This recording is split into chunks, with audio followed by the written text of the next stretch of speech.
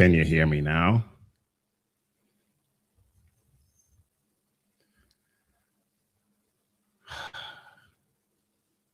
I don't know what's going on with my sound these days.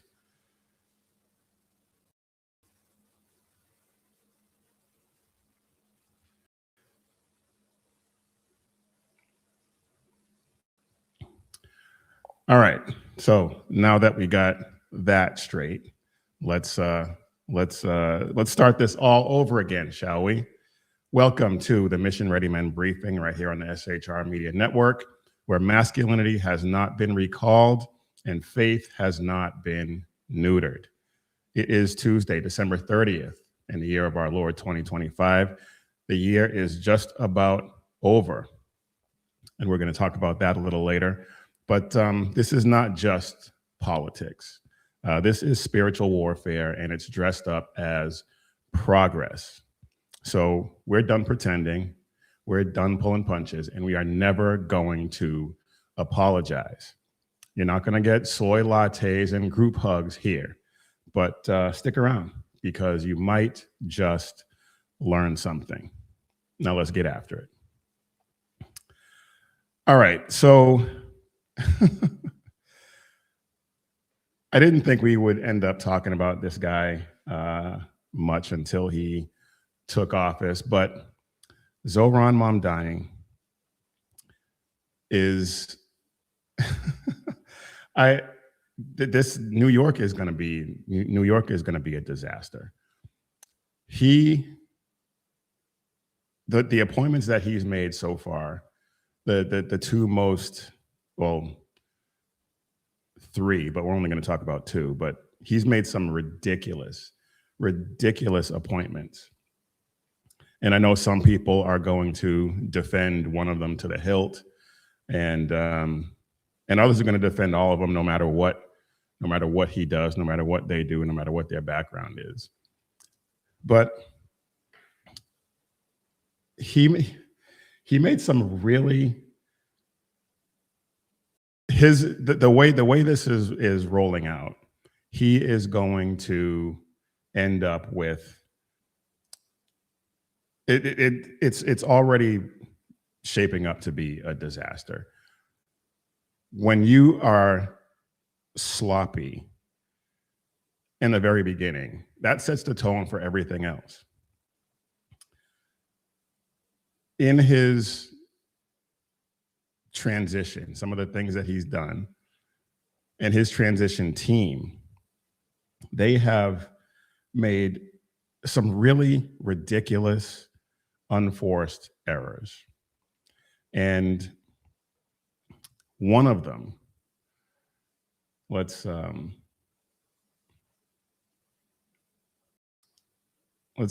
with this. Zohran Mamdani's transition team misspelled two of the names on his picks, including a convicted felon who is going to be on his criminal justice advisory board, or whatever they're calling it. My son, before we even get into him, let's just talk about the fact that they misspelled these. They misspelled the names of the people who he's appointed. That's just that's sloppy. That's lackadaisical. That speaks to that just pretty much shows you what he is going to be like as mayor and what his team is going to be like. Because if you can't get those basics right, if you can't spell the names of your appointees right, what else are you just going to be sloppy and lackadaisical about? There wasn't anyone who oversaw that, looked at it and said, hey, let's make sure we get these names spelled correctly. No. Now, that in and of itself is just ridiculous, because if you allow something like that to happen in your administration,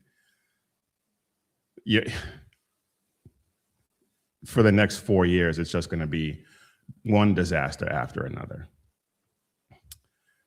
And one of those disasters is, I'm going to go ahead and start with, I wasn't going to, but since we already mentioned him, I'm going to start with his criminal legal system committee appointee, who goes by the name of My Son Lennon. He was a rapper back in the day. And he was convicted of multiple armed robberies, served prison time, and is now going to serve as some sort of advisor on criminal justice.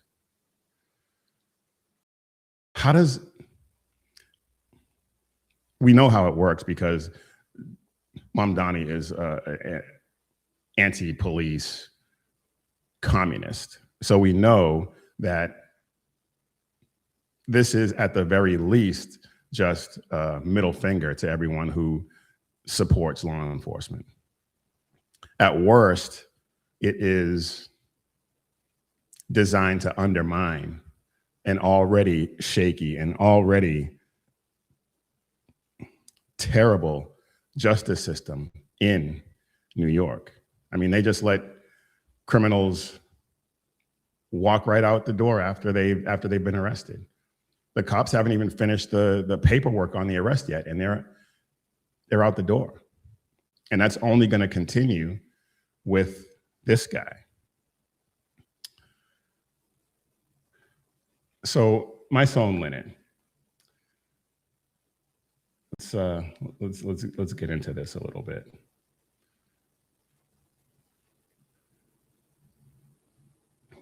This is the guy. My Son Lennon is, as I said, a convicted felon, served 7 years for armed robbery on 2 taxi drivers, hit one with a bottle, another one was held at gunpoint. He's maintained his innocence, but I mean, prisons are full of innocent people, right? So I mean, that means absolutely nothing.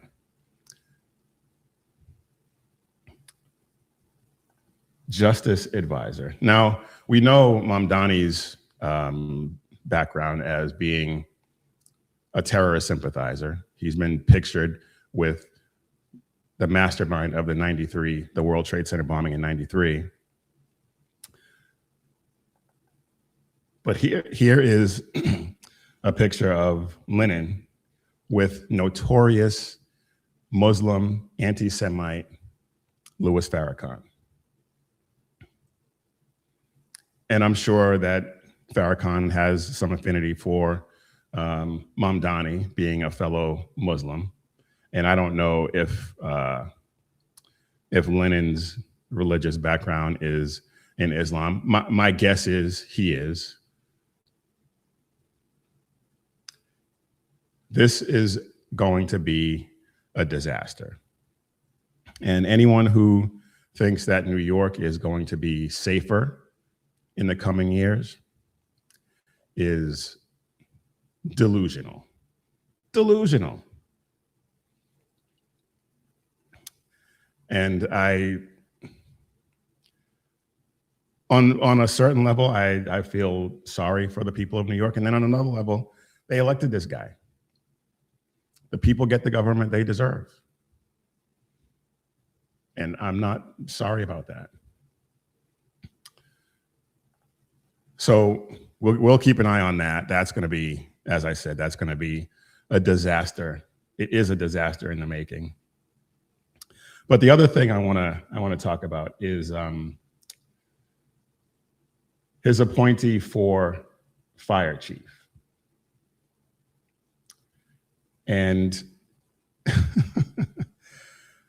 there's a lot of back and forth about this. His appointee for the incoming FDNY fire commissioner, not chief, is a woman by the name of Lillian Bonsignor. She's never served as a firefighter. She was an EMT, so she has been a first responder for 31 years, and that's great. But she's never fought a fire. She has no knowledge of operational command on a fire scene, nothing like that. And she is about to be the top firefighter in the city of New York. Let's take a look at this.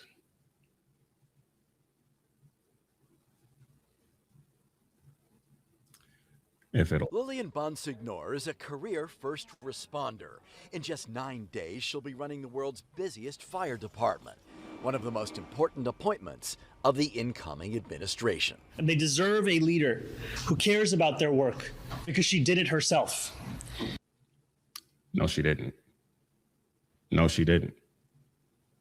Who understands every detail and who will fight tirelessly to empower FDNY and make it the best firefighting force in the world. Lillian Bonsignor began her career as an EMT in 1991 and was ultimately promoted to chief of the city's EMS division, where she served for 3 years before retiring in 2022. Although she never served as a firefighter, she's confident that won't. I know the job. I know what the firefighters need, and I can translate that to this administration who's willing to listen. I know what EMS needs. I have been EMS for 30 plus years. Bonsignor is a trailblazer for the LGBTQ community, who will serve as the FDNY's first openly gay commissioner.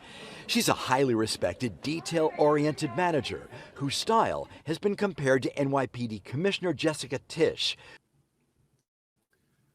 Jessica Tisch also never served as a police officer. She has been the commissioner of a few different departments in New York. I can't remember what they are off the top of my head. One of them was IT. So I'm not sure what Eric Adams was thinking when he appointed her, other than the fact that she is a billionaire heiress. Her family owns about 1/3 of the Lowe's Corporation. So I think that is probably her only qualification, quite frankly. And yeah, that's enough of that. The FDNY is not a medical response agency. I know all of her defenders are going to say that, or have been saying that, 70+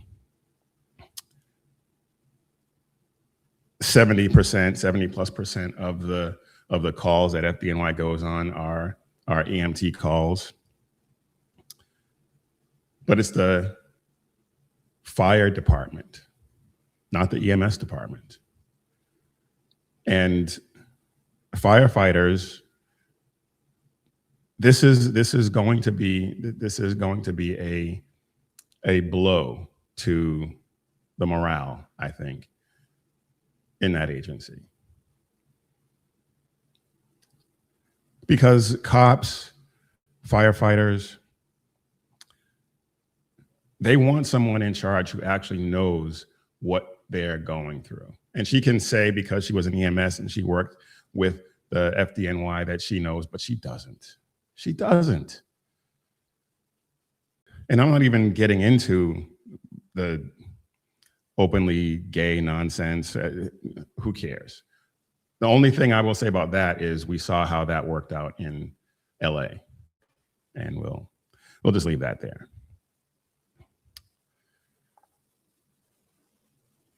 This is,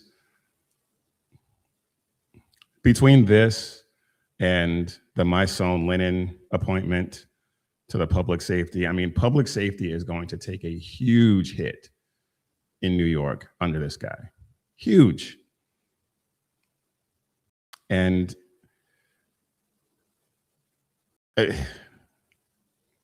get ready, New York. You are about to reap the whirlwind. And I am so glad I do not live in New York. My goodness, I would be hightailing out of there. But this is just indicative of the whole mindset of Zohran Mamdani. He doesn't care about the safety of the citizens of New York. There's no way he could. There's no evidence in what he's done so far to suggest that. He's been anti-cop from the beginning.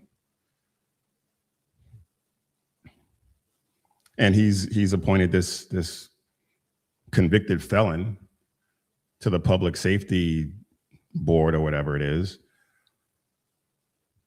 saying it's some sort of redemption arc or whatever. But redemption does not mean, and even if he has somehow redeemed himself, even if he has somehow seen the error of his ways and is a different person, I doubt it.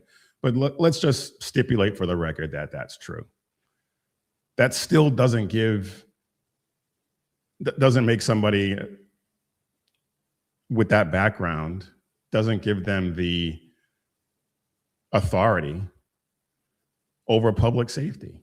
It doesn't give them any sort of authority over that. At least it shouldn't. And in a sane world, it wouldn't. But we're talking about New York under Mamdani, so there's that. And he really didn't explain, other than that, how he vetted any of these people. And he's basically just dismissing the public's concern about all of this. But he's supposed to be for the people, and the people have issues with the way he's doing things already.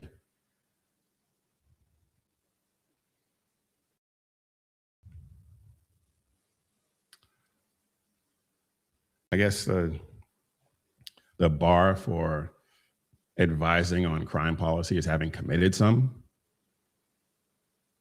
It's what it seems like.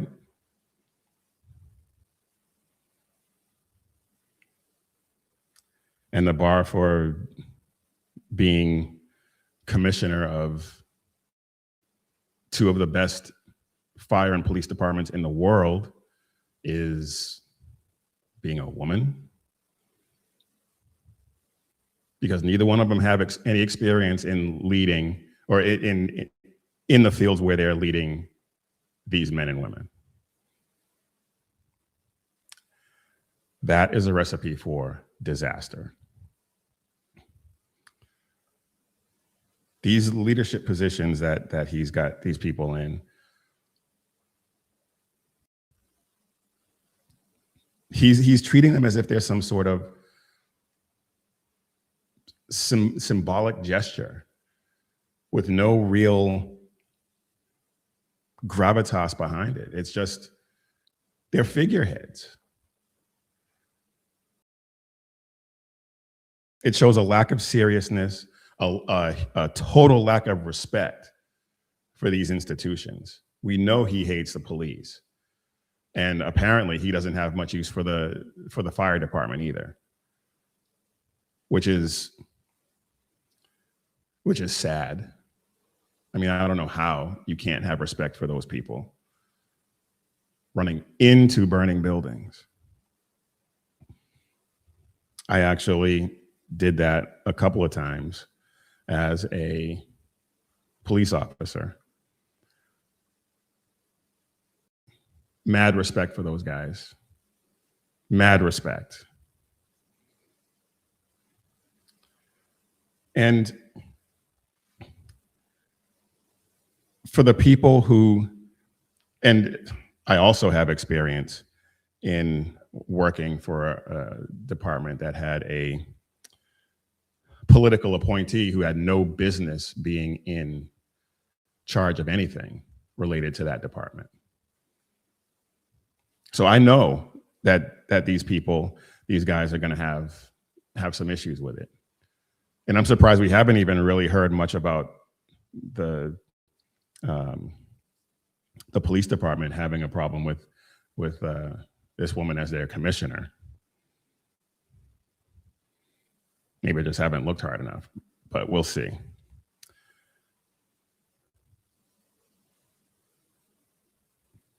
Public safety is a huge component of running a city, running a state, running a country. You don't fix issues with public safety by offending the people who actually provide it. I don't get it. I don't get it. All right. We may end up running a little over it today because I have a lot I want to talk about. We'll see if we can motor through some of this stuff, but there's one thing that I want to talk about, and regardless of how long I run over, I am going to get to that. But one thing I want to talk about, another thing I want to talk about is Tucker Carlson. And I don't want to talk about him, but I think we have to talk about him because it is, I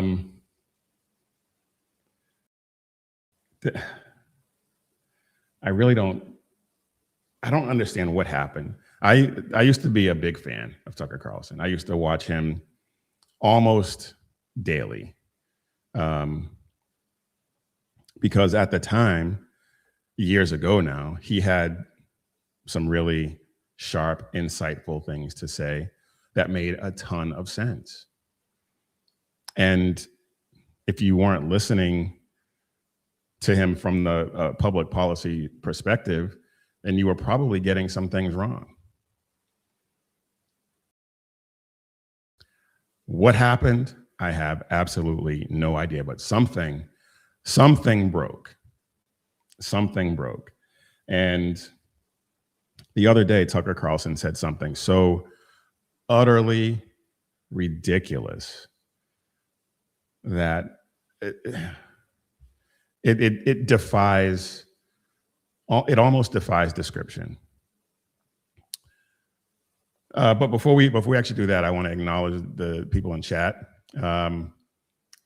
Mickey Smith on Facebook, good afternoon. O2AMT, good morning. Thank you for being here. Thank you all for being here. I really appreciate it. But yeah, let's talk about this, because this was infuriating and mystifying that he could actually say this and not break out into that stupid laugh that he's developed in recent days. He was on a podcast for the American Conservative, and he said this. TPUSA did a poll during AmFest, or I guess it was after AmFest, and they asked the audience, what they considered to be the greatest threat to America. And they did put radical Islam at number one. I'm wondering where you think those sentiments are coming from. I mean, I've heard you say before that this is an op, and that we all know which foreign government it's actually coming from. Which government is it, and can you explain how that operation works? How is it, kind of lured into those? It comes from the Israeli government and its many defenders and the Israeli government, really? Okay, let's continue. Formal employees in the United States, of course. And I guess I would just say if that was actually, I don't know how people responded to the poll. I don't know who answered it, but, I believe in measuring reality a little more empirically. And do you, though? Do you really believe in measuring reality that way? Nothing you've done in the past couple of years proves that to me. But anyway. And, I don't know anyone in the United States in the last 24 years who's been killed by radical Islam. Really? Now, I think some people have defended him, saying he didn't know anyone personally. the tone of that remark did not suggest that. And even if he did mean it that way, I'm not buying it. The fact that he would let that spill out of his face, if anyone had any use for Tucker Carlson, given everything that has happened in the past couple of years, if you hear that and you still give credence to anything this guy says, I don't know what to tell you. But I have to question you too, honestly.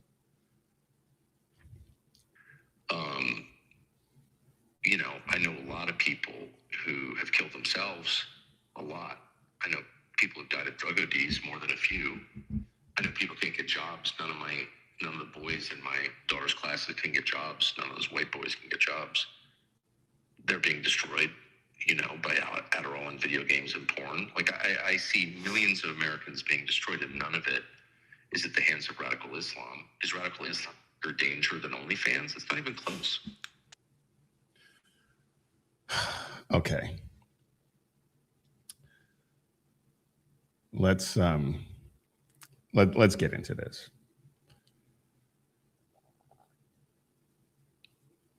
He said in the past 24 years. So he's doing what leftists do and completely leaving out 9/11. When leftists talk about radical Islam, that's what they say. They frame it from 2001 on. They don't include that because that will completely destroy their narrative. And that's exactly what he did.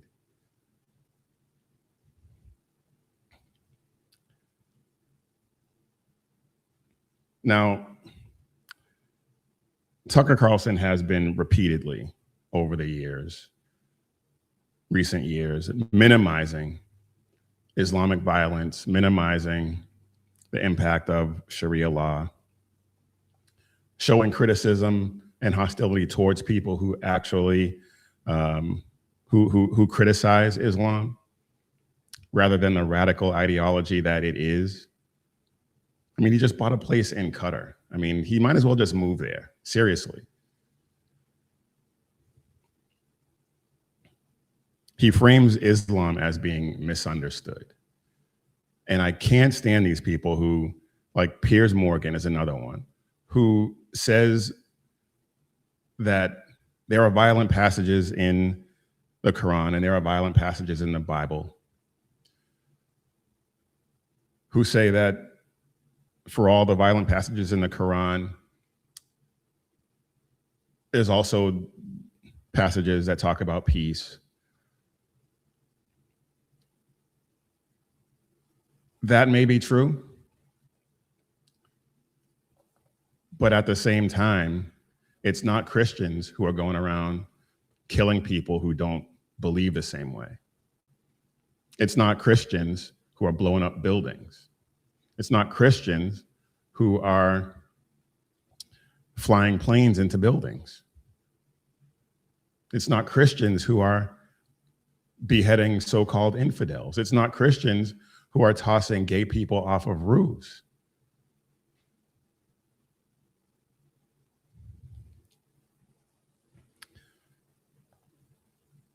From Tucker Carlson, Islam gets all the nuance, and Christianity gets all the mockery. But let's check the receipts.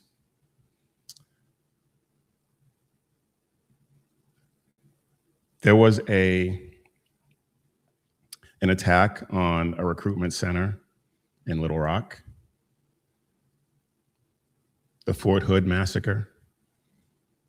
13 people were killed, I believe. San Bernardino, there were 14 people who died. The Pulse nightclub, 49 people were killed. The Chattanooga recruitment office, military recruitment office, 4 Marines and a sailor were killed. The Pensacola Naval Air Station, 3 airmen were killed. The Boston Marathon bombing, the New York City bike path attack, where a radical Islamist drove his vehicle onto the bike path and killed, I believe, 8 people. The Bourbon Street attack, New Year's Eve this year, or New Year's Day. And I can't remember exactly how many people died in that attack, but no one has been killed in the past 24 years at the hands of radical Islam, really. Okay. These were not lone wolves. These were people who subscribed to an ideology. And that ideology led them to kill.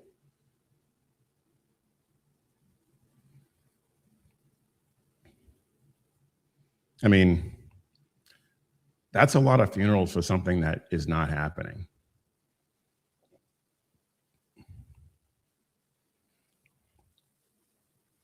Now, his point about OnlyFans and porn and video games and stuff like that, those things do rot culture. And I'm actually going to get into that a little later. But cultural decay is corrosive and it does damage, yes. Radical Islam is violent. People die at the hands of radical Islam every day. I mean, when he owned the Daily Caller, one of his reporters was captured and beheaded at the hands of ISIS. That was in 2014, I believe. That was well within his 24-year time frame.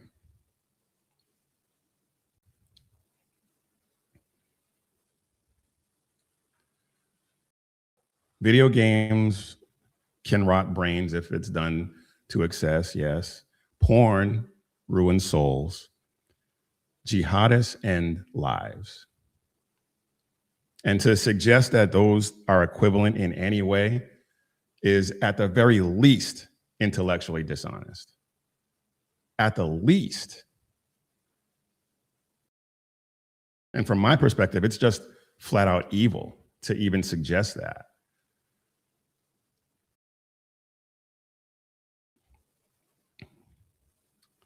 And this,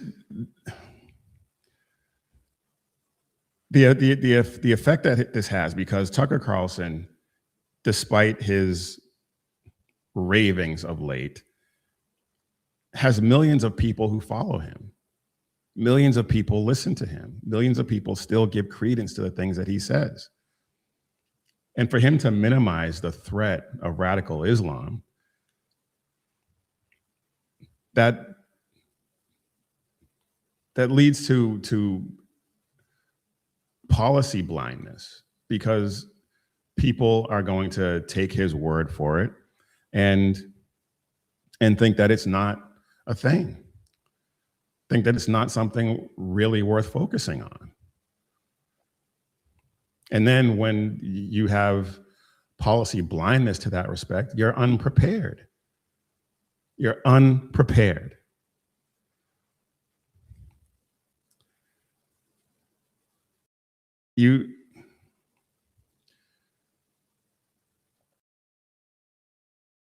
I know people hate Islamists, hate Islam. As a Christian, I'm commanded to love my enemy. That's a tough one. That is a tough one. But you have to tell the truth about Islamism. And Tucker Carlson is flat out lying to millions of people. When the threat is as real as this is, minimizing it is not wisdom. Minimizing it is not compassion. It's negligence dressed up as sophistication. And that's what Tucker Carlson is doing. He's putting himself out there as this enlightened guy who has all the answers, and he is lying to everyone.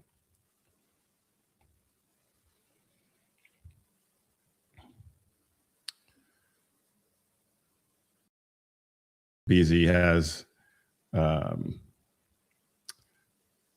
a list of some of the attacks, Islamist attacks, some of which I mentioned, some of which I didn't. But I mean, and there are, come on, there's so many more. I actually forgot about the Times Square bombing attempt too. You're right, BZ. I mean, there's just, it's completely asinine for him to make that assertion. Completely asinine. All right. Let me, yeah, to start, exactly, BZ. Yeah, absolutely right. All right. Let's get a word in from our sponsor. And I talked about this a while back. And as you can see, I'm wearing a different hat today. This is my new custom hat from Burning It Up Hat Company. Kerry is awesome. Let's, I think I might have shared this before, but let's take a look. This is a video of her making this hat. Here's my custom insert.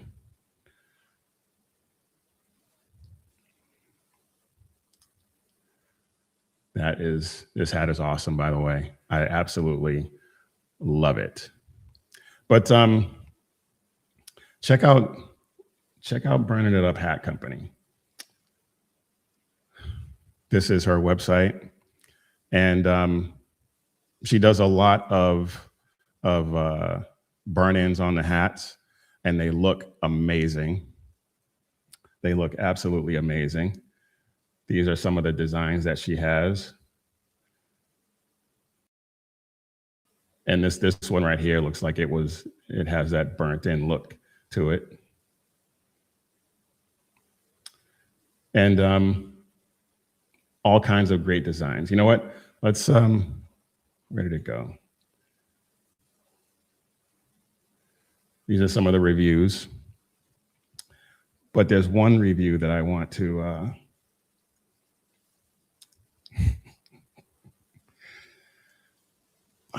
this is the beautiful Queen Bee, my wife, and she is rocking a custom hat from Burning It Up, and it is her go-to hat for life, she says. And it's awesome. It is an awesome hat, just like the one I'm wearing. BZ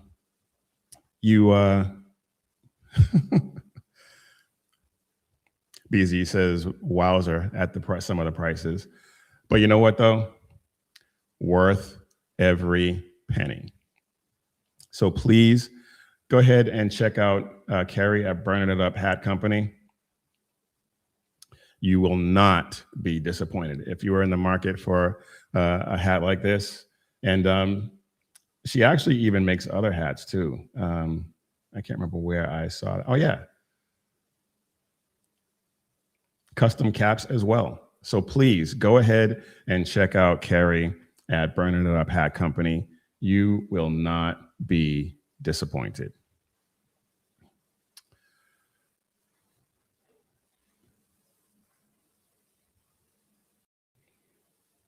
Yep, worth every penny.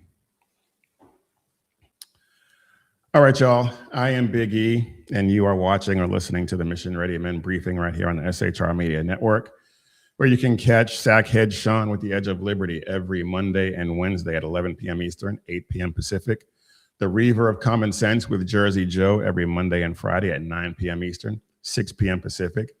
And BZ with the Berserk Bobcat Saloon every Tuesday and Thursday at 11 p.m. Eastern and 8 p.m. Pacific. He will be on tonight, and I will be joining him. I may be joining him a little late, but I will be joining him for our year-end special. So please check out all those guys. Great shows. Pray for us to have an even bigger breakthrough in 2026. We want to reach as many people as we possibly can. And thank you all for helping us reach 700.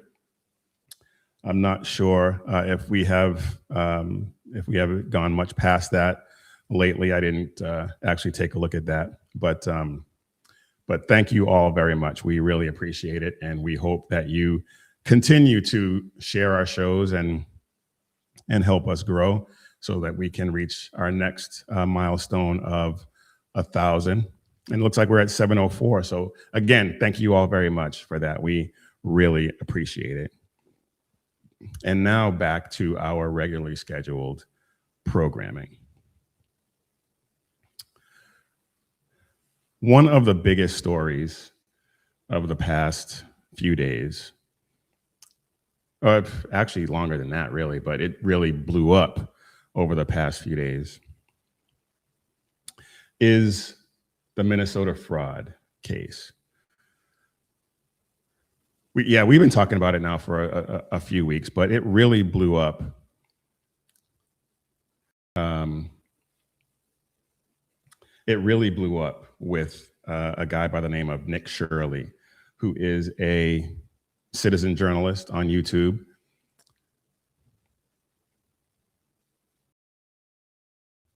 And he blew up his latest video. It's about 42 minutes long, so obviously I'm not going to play the whole thing. 100 million views on Twitter, and who knows how many on YouTube. He blew this case wide open, and the FBI is playing catch up, saying that they were on it. I want to believe Kash Patel. I really want to believe that he had been on this from the beginning, or at least prior to Nick Shirley's story. Excuse me. We shall see. But regardless of that, Nick Shirley, and he's been doing some really great stuff since COVID, and yeah, BZ, I was going to get to that, but it took a 23-year-old kid with an iPhone and a mic to do the job of the American media maggots, or as the American Pravda, as I like to call them. And no, and even though it's blown up, they haven't covered it, and even though it's blown up, they are giving it such short shrift. I mean, they barely mention it. There's been no segments on it, no panel discussions on it. Nothing. They are acknowledging that it happened, and that is it. That's it. But he went viral in an age when going viral is pretty much a thing of the past. But he actually did with this. He exposed the government-funded daycare centers that had no kids. No kids. This is one of his videos, one of the clips from the video that he did, and just oh my now goodness. We're being followed by the Somalis. This is another. Okay, he said now they're being followed by the Somalis. And Nick Freitas said this, and I'm saying it too. He needs to get security. He needs to get some really good security at this point, because he's messing with their money. He's messing with their money, and people get really, really irritated when you mess with their money. And if they're doing illegal stuff to get it, they will do illegal stuff to keep it. But let's continue. A daycare center, absolutely no signage, and there's no footprints in the snow of children playing outside. $5 million within the past 5.9 million in 2 years. 5.9 million they received in 2 years. That facility right there. And now we have a group of Somalis telling us in our vehicle right now. From this daycare center, we headed over to the infamous Quality Learning Center, which actually spells Quality Leering Center on the outside of their sign. That's how blatant this fraud is here at this daycare. Don't open up! So this is Quality Leering Center. I meant to say Quality Learning Center. Don't open up! They said they spelt learning wrong. Here. Don't open up! How do you have ice here, ma'am? I'm literally a YouTuber. Don't open up! Ma'am, what do you think about the fraud that's taking place here in Minnesota? Don't open up! We have ice! Another Gaup. Guilty. Although I don't know if she's overeducated. Maybe. But just unbelievable. Unbelievable. She has apparently no problem with her tax money going to this nonsense, which I think we can all agree there's a 90% chance, if not 99% chance, that some of that money went to a terrorist organization, Al-Shabaab. But. And what do you think about this place being licensed for 99 children Don't open up! and getting $4 million Don't over open the up! It's ice! $4 million in the last 2 years? Go away! What do you think about that? Are you in Go favor? away! Are you in favor of that? Go away! You know where You're the- not welcome here. Are you- Shame on you! Are you in favor of $1.9 Shame million on you. It's going ice. illegally, Don't open up! fraudulently to this business that has Quality Learning Center but can't even spell learning right on the door? Don't open up! Okay, I had enough of that. It goes on for a little while longer. But these people are unbelievable. Unbelievable.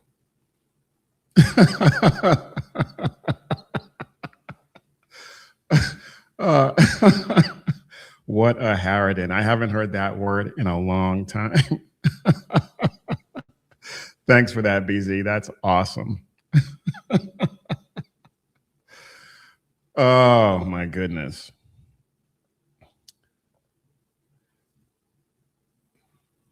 So, as BZ said earlier, this kid, 23 years old,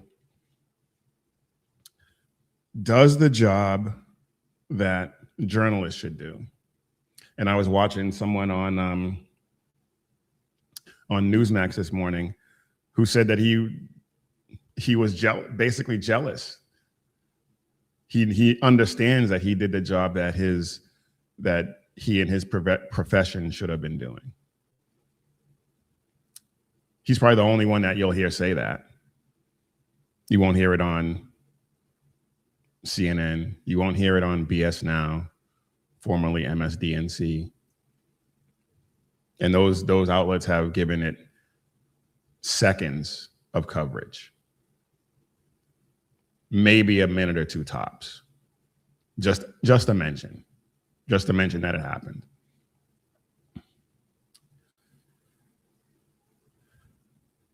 This is embarrassing for the state of Minnesota. Embarrassing for Tampon Timmy Sugar Walls. And it's just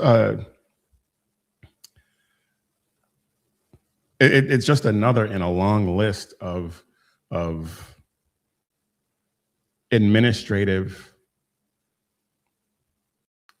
oversights, to put it mildly, which is basically just fraud. A long list of cases of fraud. I mean, just go back a couple of weeks, we had the Feeding Our Future case. Billions confirmed already looted from the treasury and sent overseas. No oversight whatsoever. Or was there oversight and they just rubber stamped it? And even now with this story going viral, there's really not a lot of urgency that I can see.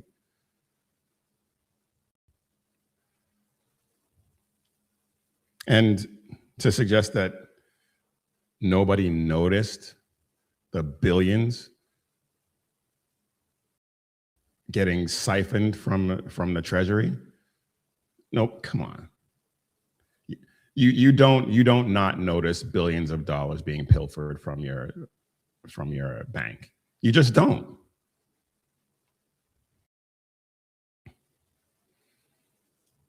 And this kid, he didn't invent this. He just followed the money.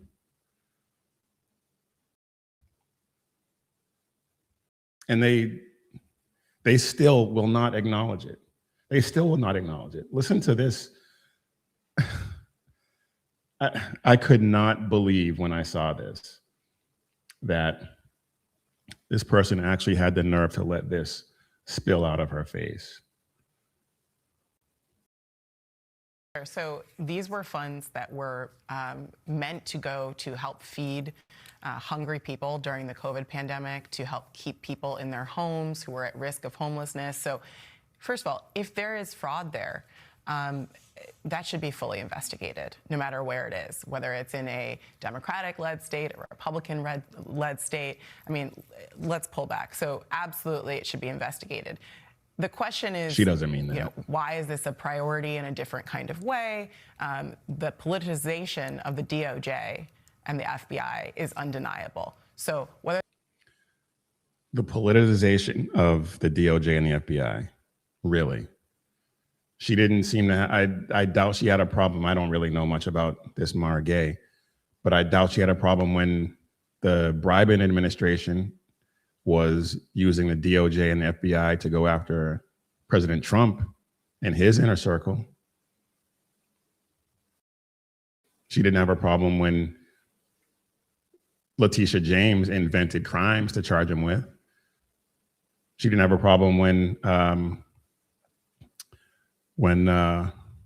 Fonnie Willis was manufacturing crimes to go after President Trump about. But now all of a sudden, with documented evidence of fraud, now all of a sudden, it's weaponization and politicization. Okay. they are reliable narrators is the big question. And this is what happens when you weaponize and politicize federal agencies that are not meant to be, politicized. And I think the American people are right to ask the question, well, can we trust you? And that's a sad thing to say as an American. Let's recall, too, that there's also other scandals in other states. For example, the Mississippi welfare scandal. And this is not unique to politics. Americans know that. But and the person behind that fraud scandal she's talking about is serving time.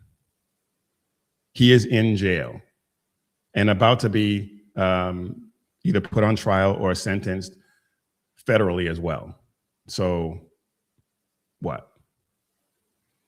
Of course, the other factor here is that because it looks like the Somali population in Minnesota, the Somali immigrant population may have been involved in some way, those people are being scapegoated, and that community is being scapegoated in a way that certainly serves the far right.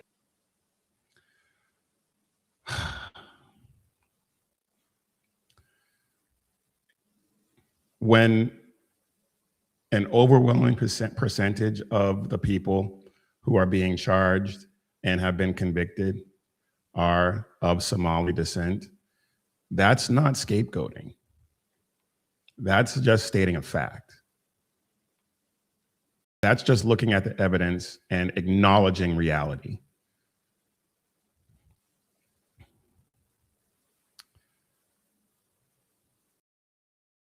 I mean, it's just, yeah, BZ, it's called truth, absolutely. These people are ridiculous, absolutely ridiculous. But wait, there's more, because Ilhan Omar, who represents a district in Minnesota, a Somali district, when she entered office, her net worth was in the negative. All she had was car debt and student loan debt. And as recently as last year, she had almost no net worth. Now, a year later, magically, she's worth $30 million. How did that happen? It's under her husband's venture capital firm, which has been valued at $30 million. But how? How did that happen? And there's reports that he wiped the names of the board members off of the website. I wonder why. Yeah, BZ, you're right. $174,000 a year salary does not equal a millionaire of $30 million in a year. Even Nancy Pelosi couldn't trade that well. Not even her.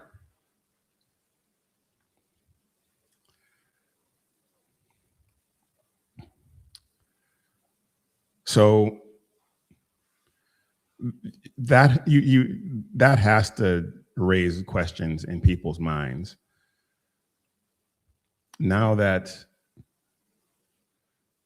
and she's been pictured and given held events with some of the people who have been accused and convicted of this fraud. And now she's worth $30 million. And out of $9 billion.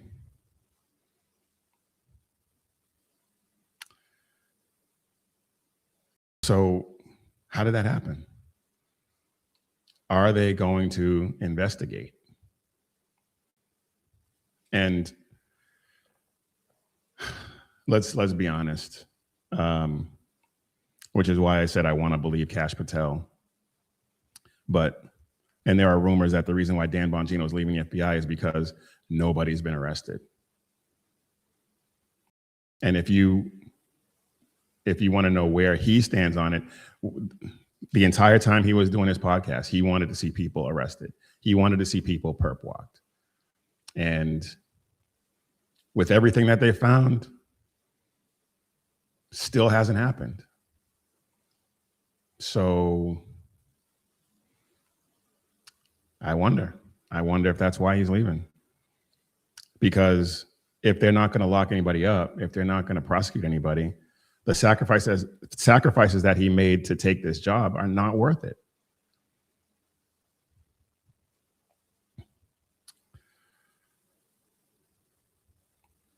So yeah, the timing is suspect, and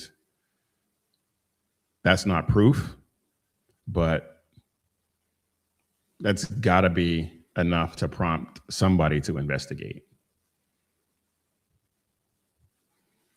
Maybe Nick Shirley will get some financial backing to be able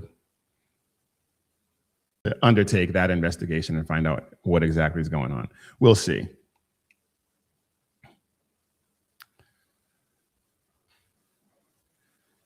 Yeah, BZ, Bongino may have discovered that the deep state has made things irretrievable and irreconcilable. I mean, yeah.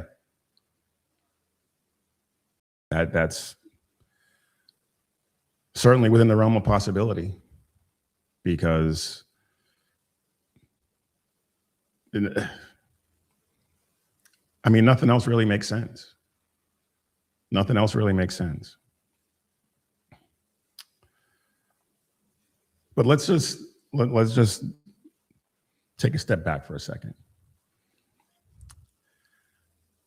If it were a Republican or a conservative who magically went from a net worth of 0 to a net worth of 30 million,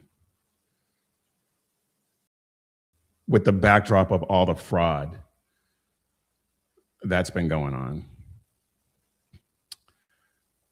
This would be all over CNN, all over MS Now, BS Now, all over it. They would already have a countdown clock counting down to this person's arrest. They would be dispatching investigative reporters all over the place to try and find something. But because it's one of their own, no big deal. They're scapegoating.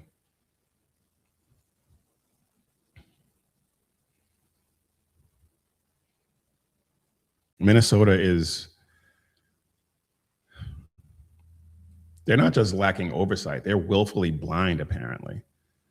And the people connected on the inside seem to be doing remarkably well. I wonder why that is.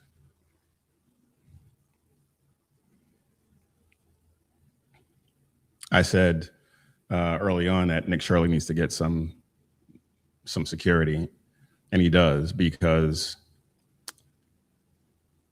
he's being labeled as right wing. He's being vilified to the extent that it's even being mentioned in the national media, in the American Pravda. This is going to raise his profile significantly. And if he continues down this path, he is going to need, well, whether he does or he doesn't, he's going to need security for the foreseeable future behind this.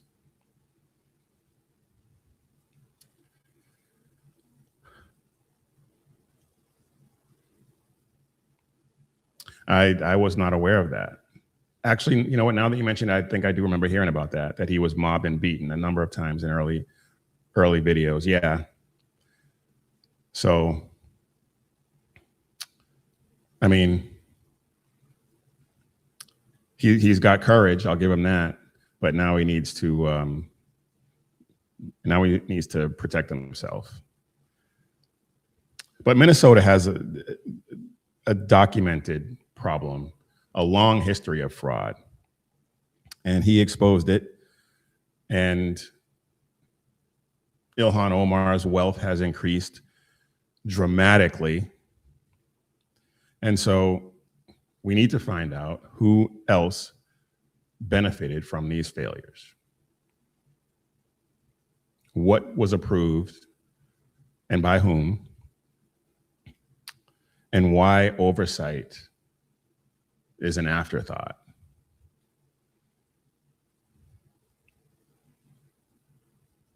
And if by some stretch of the imagination, which we all know it's not, but if by some stretch of the imagination nothing improper took place, well, then this won't matter. But if something did, that's generally why people hate sunlight. So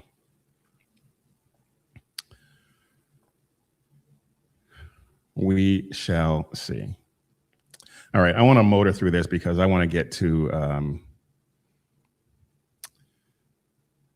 actually, you know what?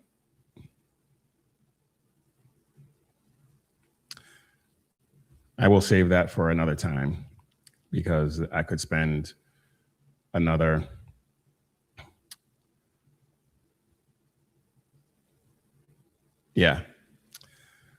I'm going to get to this because this is how I want to end the show and talk about going into the new year. We have been sold a bill of goods about how we in this era are more enlightened than our ancestors, more educated.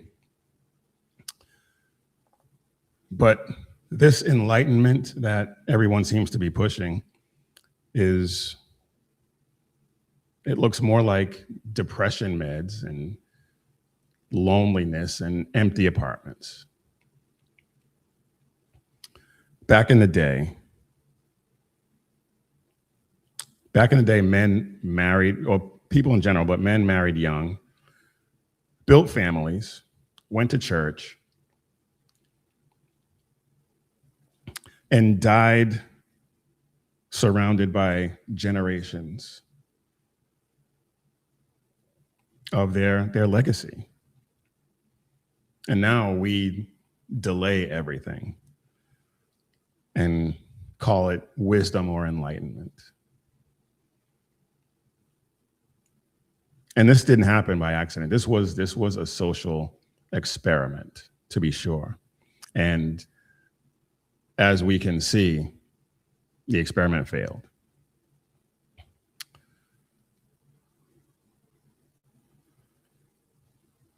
Depression, isolation,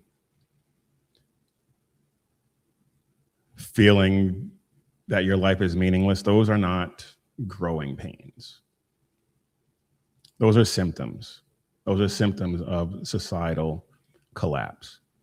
We have marriage rates down, birth rates are through the floor, and community has been replaced by algorithms. Men are numbing themselves with drugs and alcohol and video games and porn and doom scrolling on social media. But it turns out that forsaking 2,000 years of time-tested wisdom doesn't make you smarter. Trusting the experts doesn't make you smarter or more enlightened. It makes you lost.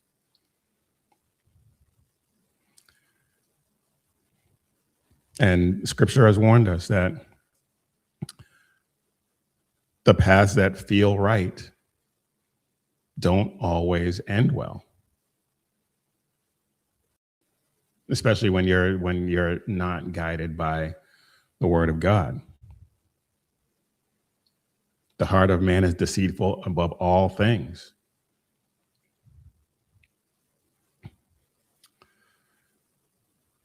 We were lied to, and not just men, but everyone. But obviously, I'm going to be focusing on men.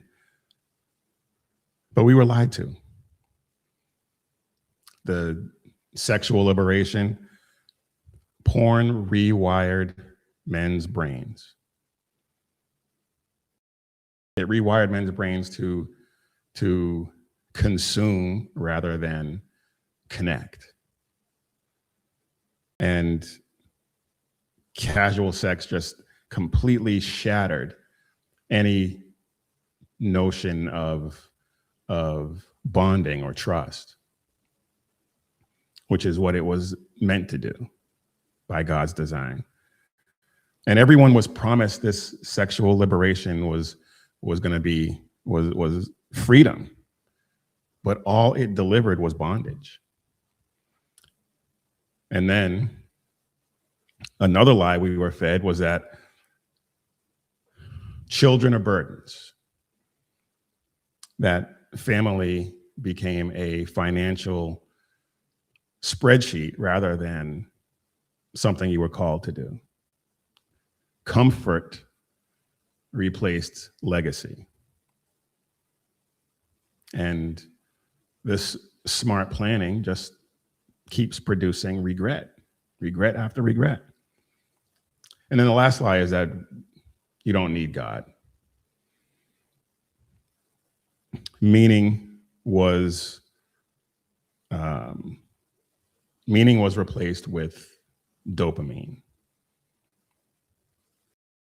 Purpose was replaced with distraction, doom scrolling, video games, nihilism dressed up as enlightenment.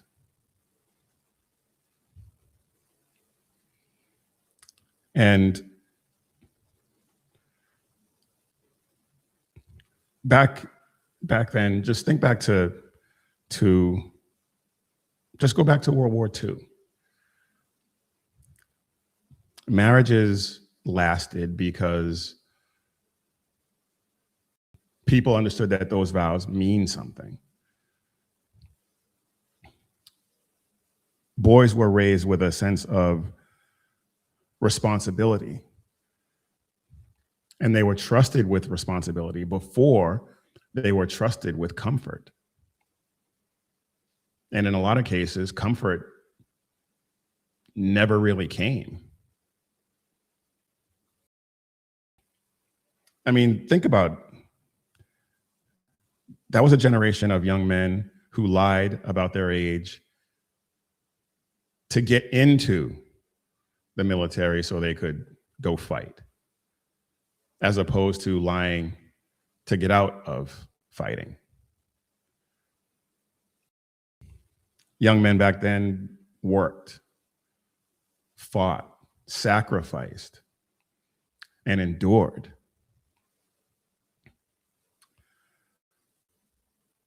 They had a purpose bigger than themselves. They had their family, faith, community, with an eye, in many cases, towards eternity, serving God.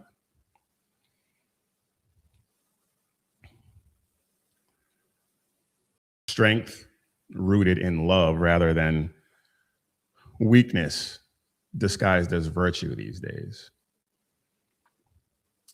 You know, before I move on, I found this, and I was doing my final prep for the show and just happened to come across, I heard somebody else commenting on it, and I absolutely had to talk about this, and it fits perfectly with what we are doing here. And I thought I had it queued up, but give me a second to bring it back.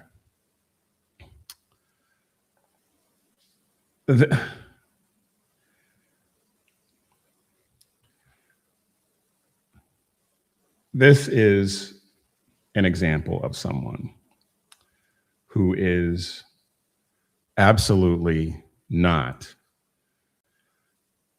mission ready. Check this out. Viral security footage captured on December 6th shows the terrifying moment a woman was forced to fight off a knife-wielding mugger after her much taller male companion chose to step back and hide behind a wall. Can you believe that? That is not someone who is mission ready on any level. I saw that and I was disgusted in a move and mystified. He's now unfortunately paying for with internet infamy. The pair of American tourists were walking down the street on vacation in Colombia when the armed attacker suddenly approached them, lunging at the woman trying to steal her phone. He runs away. Someone is attacking his companion. We don't know if that's his girlfriend, wife, whatever, but everyone's assuming that they are on vacation together as at least boyfriend and girlfriend, and he runs away. Someone is attacking your woman and you run away? What? Can you imagine? Can you imagine someone even 25 years ago running away as someone is attacking their wife or girlfriend? I can't even imagine it now. I'm seeing it on video and I'm like, how does this happen?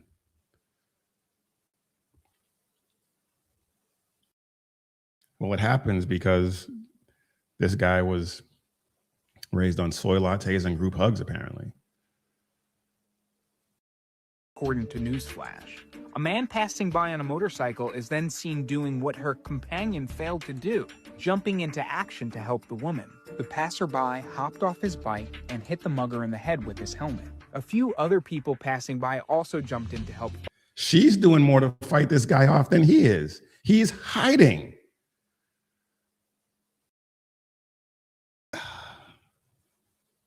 Wow. Fight the mugger off in a dramatic struggle.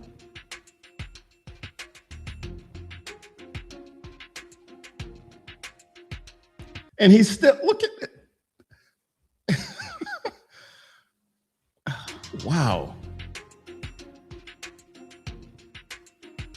Only once the thief was subdued is her companion seen managing to make his way out from behind the wall to comfort the woman. Local authorities reportedly took the suspect into custody for full identification, but ultimately didn't arrest the man because no and then he ran away again. theft was committed and no complaint exists from the affected persons. This now viral clip has sent shockwaves through the internet, with many criticizing the man's decision not to help his female companion. While the pair has not been publicly identified and their relationship is unknown, many online shamers imagined a romantic relationship, with one Redditor joking, "That's gonna be an awkward vacation," to which another responded, "Yeah, but the video will do nicely in the divorce filing." I mean,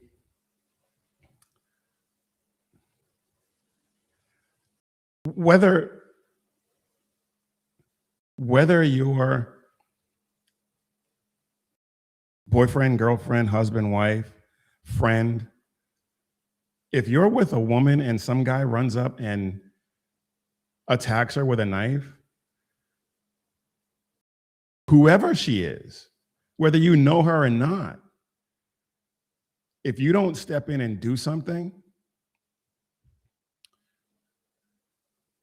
you don't even qualify as a beta male, honestly. And that guy was absolutely not mission ready on any level. And if she is with him or she was with him, I sincerely hope she broke up with him on the spot. On the spot.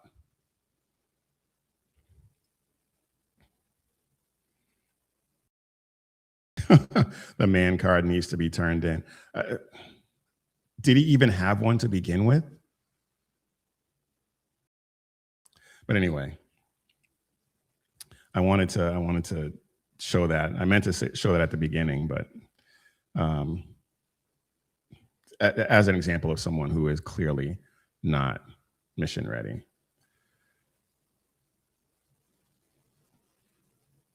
But getting back to the point, faith plays a huge role in being mission ready, and faith without discipline is really just wishful thinking. And that guy, we obviously know nothing about him, but I don't know what his relationship with God is, if he has one or what. But whatever it is, he needs to pray about that, because that was a pathetic display. But anyway, 1 Corinthians 9:27 says, and this is a letter from Paul to the Corinthians, "But I discipline my body and keep it under control, lest after preaching to others, I myself should be disqualified." And he's talking about athletics, because in this letter, the Corinthians are, they have the Olympics and the Isthmian Games. And so they're a very athletic type society. They emphasize that. And so that's why he's talking about, and if you read the whole thing, 1 Corinthians 9, 24 through 27, he talks about running a race and not running it in vain, and running it to for a crown and stuff like that. It's worth reading, but I want to get through this because I spent too much time on that beta. But anyway, discipline isn't just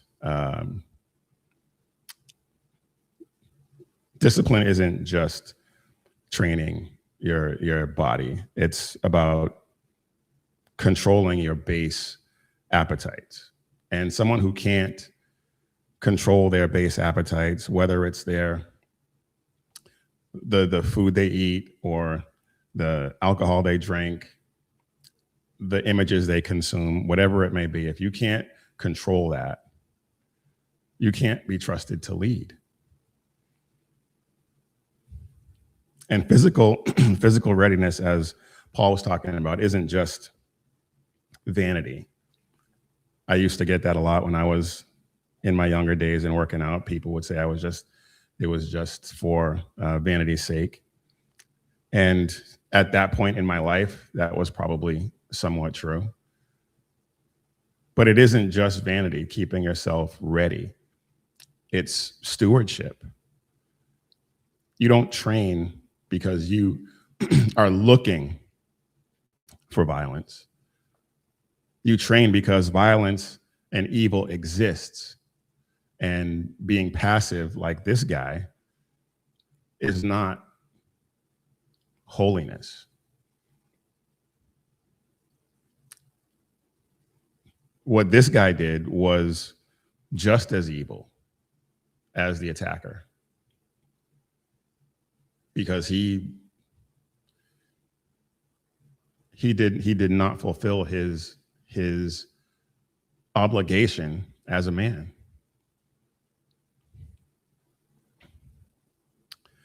I talked about in a podcast a while back, probably a little over a year ago, about dangerous men.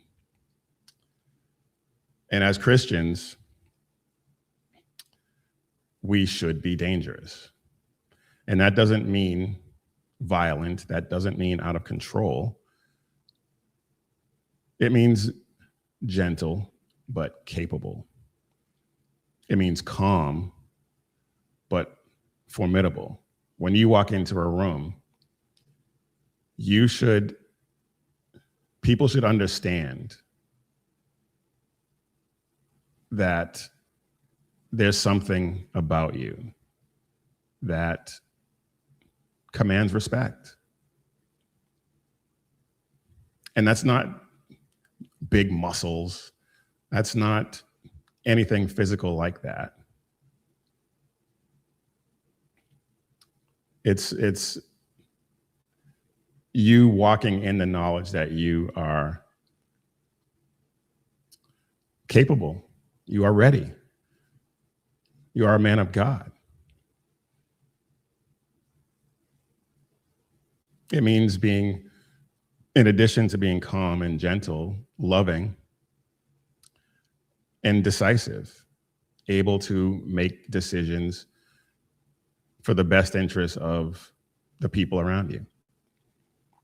Families should feel safe with you, not away from you. And society fears disciplined, strong, mission-ready men more than criminals, because they do everything they can to, they call it toxic masculinity. They try to disarm you. They tell you that being able to defend yourself is toxic. But letting a criminal who has been arrested 35 times back out on the street for a 36th time, that's fine. That's compassion.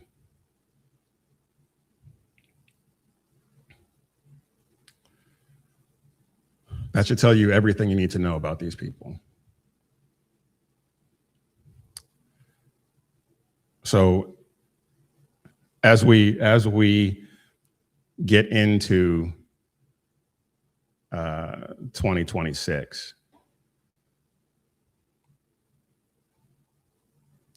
yes,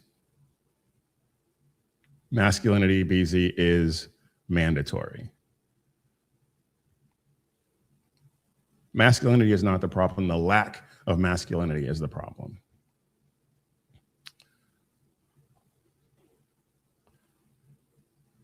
Yes.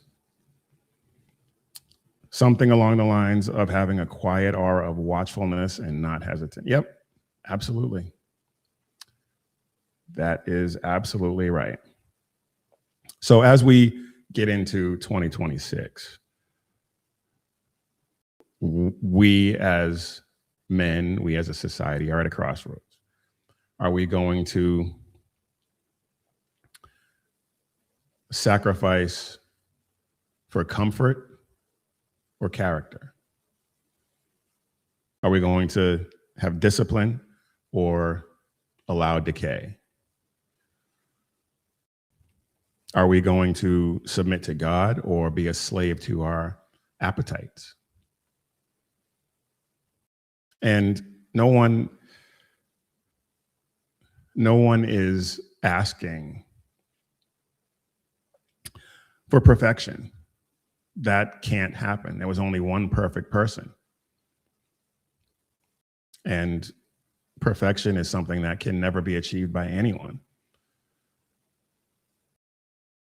But we can be obedient and repentant when we know that we messed up.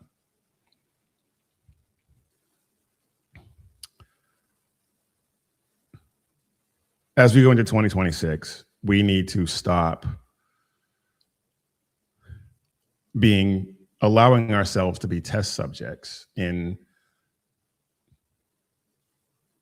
someone else's failed ideology.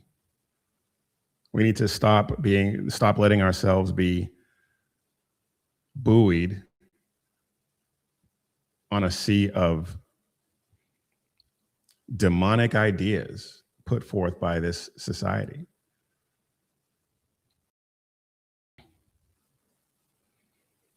And we need to go back to the way things used to be.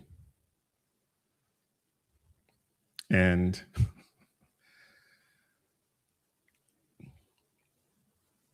I remember hearing people say that back in the day and be like, why do we want to go back? Why do we want to go back? What's so great about the past? Now I know.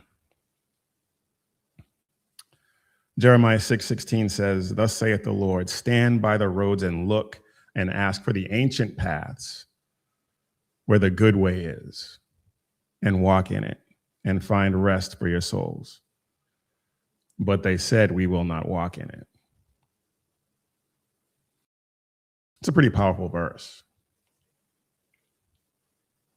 I came across it when I was preparing this segment, and wow, I've read it a few times already, just in my reading of the Bible. I've read it, but this time, wow.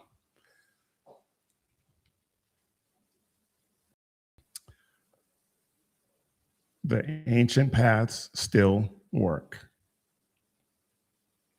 The modern ones are the ones that are killing us. The modern ones are the ones that are killing men and calling it progress. In 2026, we need to stand firm, be strong, and act like the men we were called to be. And choose the ancient path. Choose the one that leads to life. 2026 is going to be a great year, especially if we can get more men to choose the ancient path. Anyway, folks, that is it for this briefing. I'm not trying to just fill airtime. I'm trying to equip Christian men, spread the gospel of Jesus Christ, and carry the banner of faith, freedom, and hope into the next generation. So if that matters to you, don't just watch, share it. Share this episode, share the channel, bring other men into the fight. And if you want to wear what you stand for, like this shirt, This is the 250th anniversary t-shirt, 1776 to 2026, if you can see that. And in fact, let's take a look at the back of this bad boy.